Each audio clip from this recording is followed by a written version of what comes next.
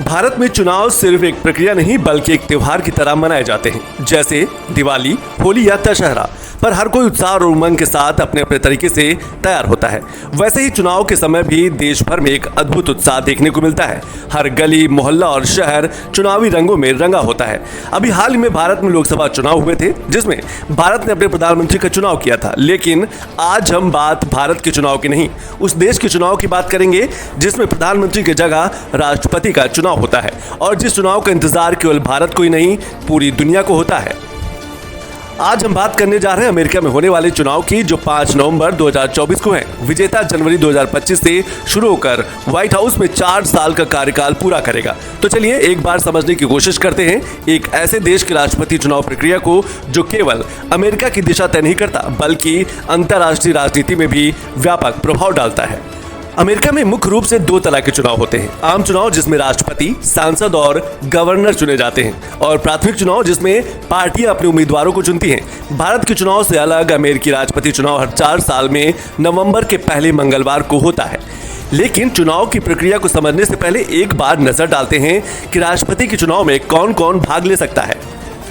उम्मीदवार की आयु कम से कम 35 वर्ष होनी चाहिए। उसका जन्म संयुक्त राज्य अमेरिका में हुआ हो और वह पिछले 14 वर्षों से अमेरिका में रह रहा हो।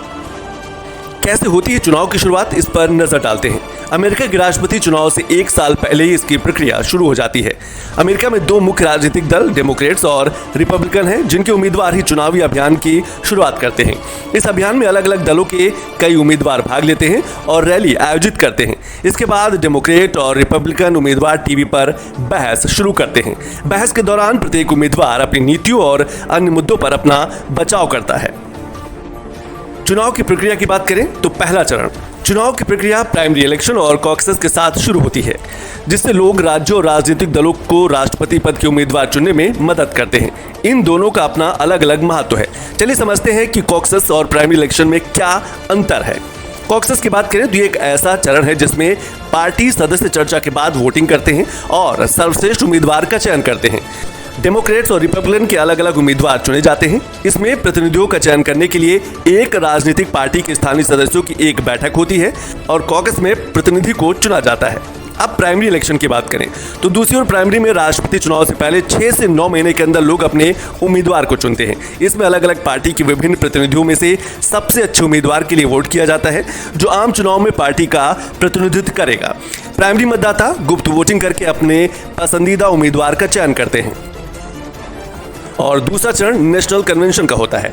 राष्ट्रपति पद का उम्मीदवार बनने के लिए प्रतिनिधियों का बहुमत पाना होता है। प्रत्येक पार्टी राष्ट्रपति पद का अंतिम उम्मीदवार चुनने के लिए नेशनल कन्वेंशन आयोजित करती है। इस चरण में प्राइमरी और कॉकस के दौरान चुने गए प्रतिनिधि अपने पसंदीदा उम्मीदवारों का समर्थन करते हैं।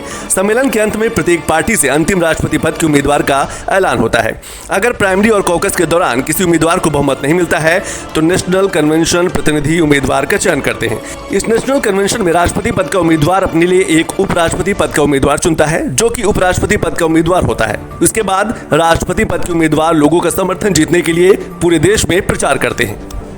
तीसरा चरण राष्ट्रपति पद के लिए आम चुनाव। आम चुनाव में अमेरिका के हर राज्य के लोग राष्ट्रपति और उपराष्ट्रपति के लिए वोट करते हैं। उम्मीदवारों के नाम वोटिंग मशीन पर इस समय तक छप जाते हैं। दूसरी ओर छोटे राजनीतिक दलों और निर्दलीयों के पास राष्ट्रीय सम्मेलन की छूट नहीं होती, लेकिन वे पात्रता आवश्यकताओं को पूरा करने के बाद चुनाव में खड़े हो सकते हैं। जब लोग अपना वोट डालते हैं तो वास्तव में वो एक ऐसे ग्रुप के लिए वोट कर रहे होते हैं जिन्हें इलेक्टर कहा जाता है। राष्ट्रपति पद के लिए चुनाव लड़ने वाले प्रत्येक उम्मीदवार के पास इलेक्टर का अपना ग्रुप होता है। जब लोग राष्ट्रपति पद के उम्मीदवार के लिए वोट करते हैं तो वो वास्तव में अपने उम्मीदवार के पसंदीदा इलेक्टर को चुन रहे होते हैं। अब चौथा चरण की बात करें, जिसे इलेक्टोरल कॉलेज कहा जाता है। अमेरिका में राष्ट्रपति और उपराष्ट्रपति के चुनाव सीधे नागरिकों द्वारा नहीं किया जाता। दोनों को इलेक्टोरल कॉलेज नामक प्रक्रिया से चुना जाता है। अब जानते हैं कि इलेक्टोरल कॉलेज होता क्या है।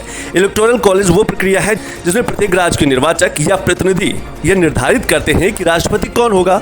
प्रत्येक राज्य को उसकी जनसंख्या के आकार के आधार पर निर्वाचकों की संख्या दी जाती है। प्रत्येक राज्य की नीति के अनुसार कुल 538 इलेक्टर चुने जाते हैं। प्रत्येक राज्य को कांग्रेस में उसके प्रतिनिधित्व के आधार पर एक निश्चित संख्या में इलेक्टर मिलते हैं। आम चुनाव के बाद निर्वाचक अपने वोट से राष्ट्रपति चुनता है और जिसे 270 वोट मिलते हैं वो जीत जाता है।